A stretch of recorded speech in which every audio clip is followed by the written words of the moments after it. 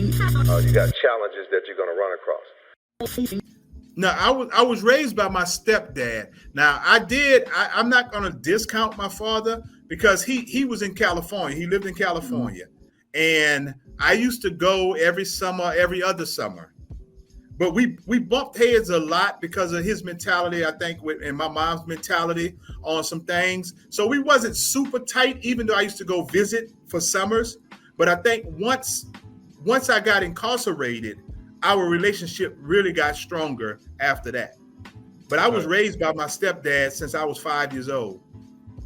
But, the thought process that this doctor speaks on is saying that, and he gave some facts that he said, he's talking about African Americans too. 70% of African Americans that are in prison were raised in a single family home by a mother. But listen to this.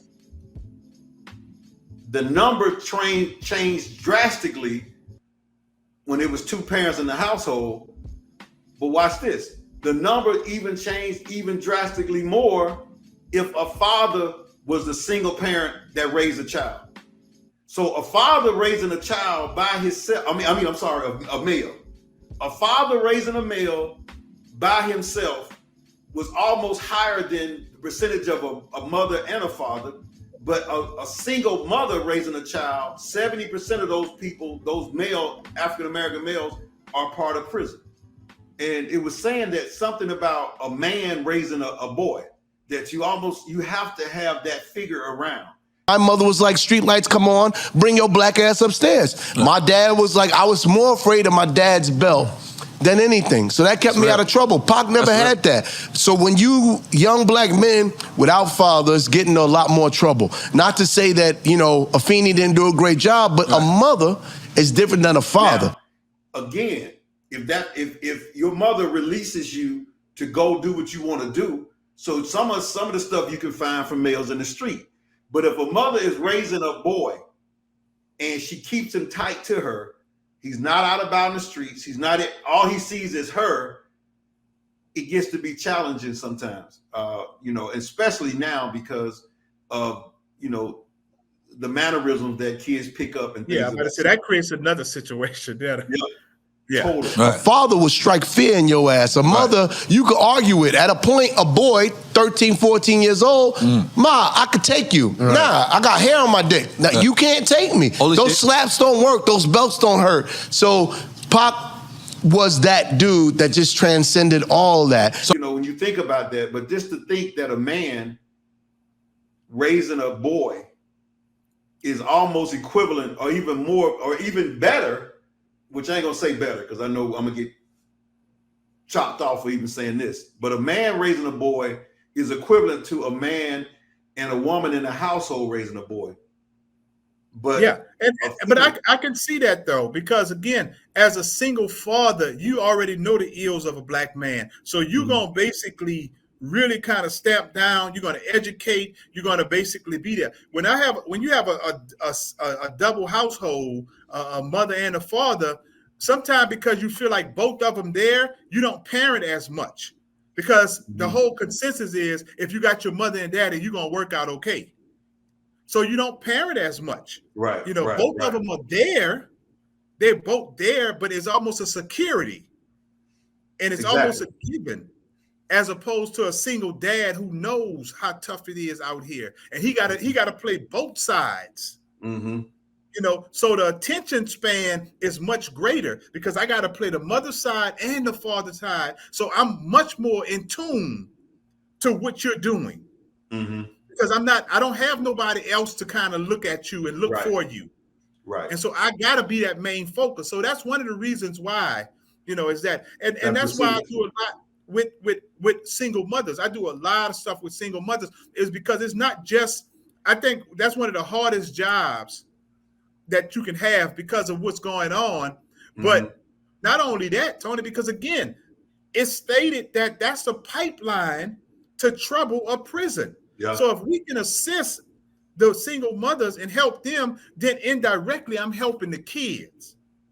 If I'm saying, no, what, we get in a group of men and we're gonna talk to your son, we're gonna mentor your son. And so a lot of times all they need, man, is a male figure to listen to and make it realize, like, all right, not all people out here bad. You know, it's some cats that really care, and you could see it. But some of these dudes long for a man to talk to them, right? You know, to talk to them, you know. And so, and I think that's why we got to be more involved as Black men.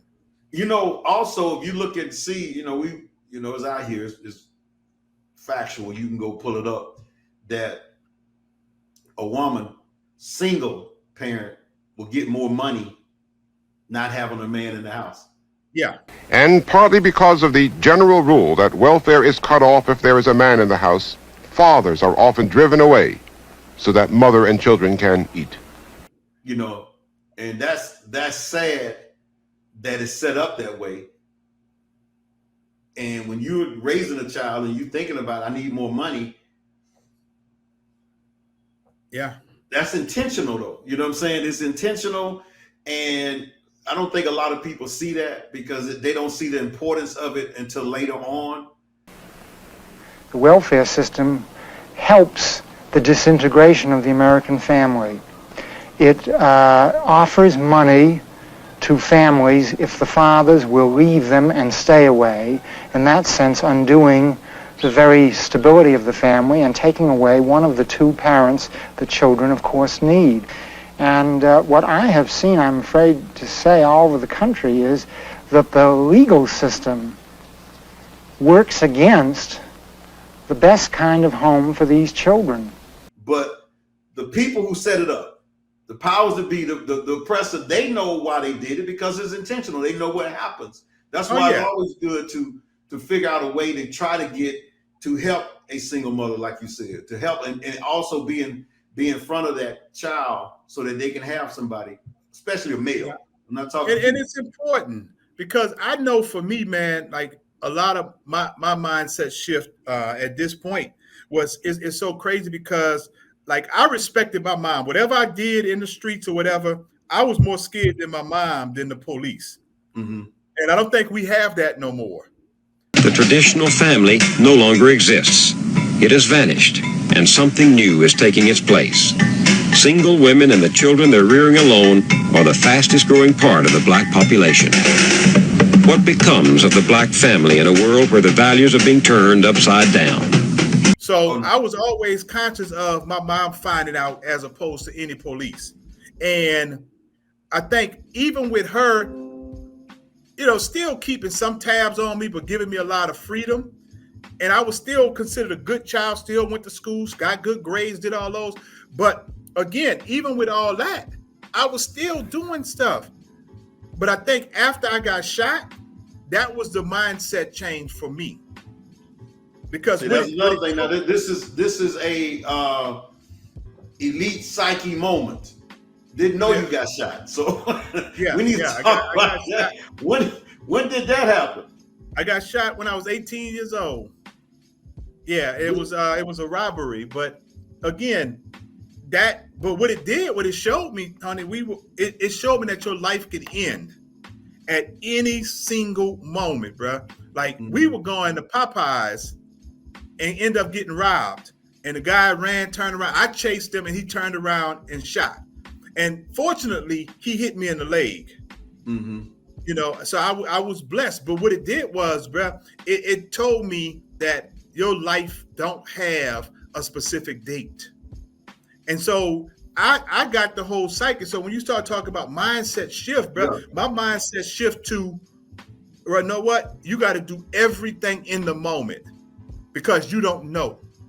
You got to live hard, you know. And when I picked up, go ahead. That was my next question to you. I want you to keep going with that. But when did you realize that you wanted to live and be great? You know, when did you have that greatness mindset? When did you say, I mean, were you 20 years old, 21, where you just said, man, I'm going to go for this. I'm going to go for everything I can go for and believe in myself? Because a lot of people, you know, even if you thinking it and saying it, a lot of people don't see it yourself. But was it a moment? Was it something you saw, or you just felt like that was a part of you from day one? Make sure that you like and subscribe and hit the all button and all that kind of stuff, because we're going to have a lot of good interviews on this podcast.